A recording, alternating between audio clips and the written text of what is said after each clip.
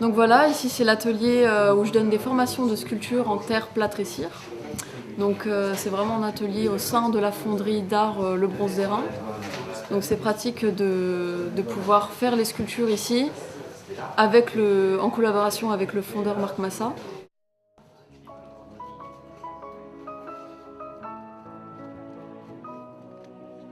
Loïc, donc ça c'est mon fils, on se présente donc mon fils Loïc, qui est la relève, on va dire. Donc il va nettoyer, il va enlever toutes les scories qu'il y a dans le bain de fusion. Donc on ouvre le couvercle, il va nettoyer avec une louche. Quand c'est propre, il va mettre le zinc. Et ensuite on ferme, on va passer donc à ce four-là, on va sortir les cylindres à l'aide du palan, on va les poser sur ces tampons-là. D'accord. On va faire une préparation, on va faire des joints, on va faire une préparation. Et après la préparation, donc on va faire basculer le four pour récupérer le métal en fusion ici. Et avec le palan, on va aller donc faire la coulée dans les cylindres. On va remplir les cylindres. Le grand four qu'on voit ici, c'est pour fondre les cylindres, les moules réfractaires, et faire fondre la cire. Pour la cire. Pour la cire, voilà, toute la cire s'évacue et laisse ce vide dans le moule.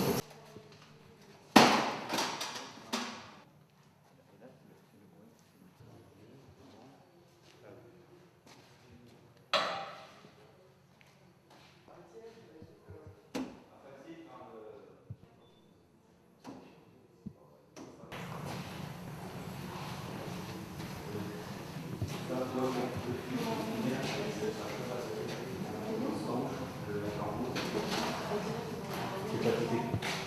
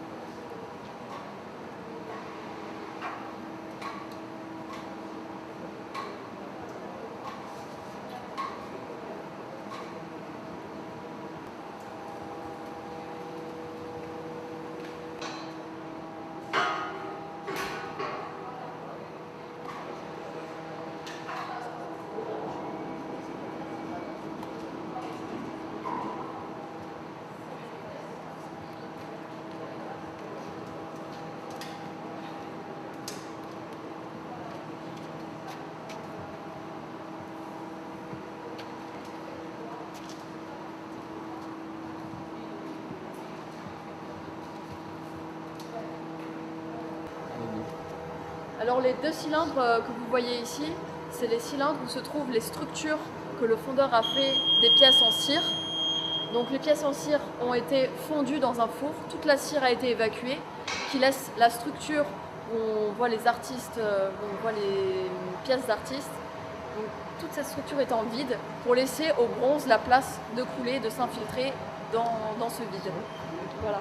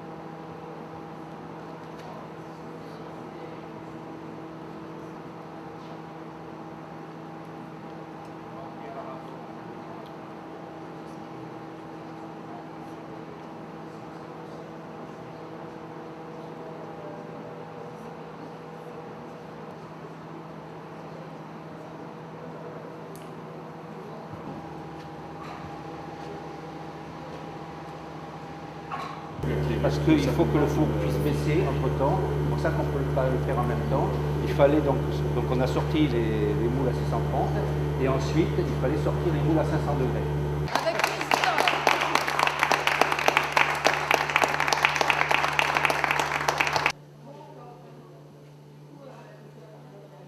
C'est une technique à cire perdue, c'est une technique ancestrale qui date de 3000 ans avant Jésus-Christ, donc naturellement avec des matériaux actuels d'aujourd'hui. Sur le modèle, nous avons fait un moule élastomère. Dans ce moule élastomère qui va représenter exactement, c'est une empreinte qui va représenter exactement avec fidélité le modèle. Là-dessus, nous avons fait une cire. Cette cire-là, qui se trouve ici à côté, il y a tout un travail de retouche. Ensuite, nous faisons un moule réfractaire.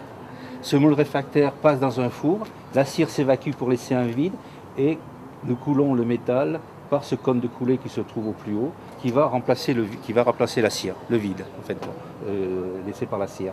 Ensuite, ce moule il est détruit, comme on peut voir à côté. Donc vous avez tous des attaques, des évents.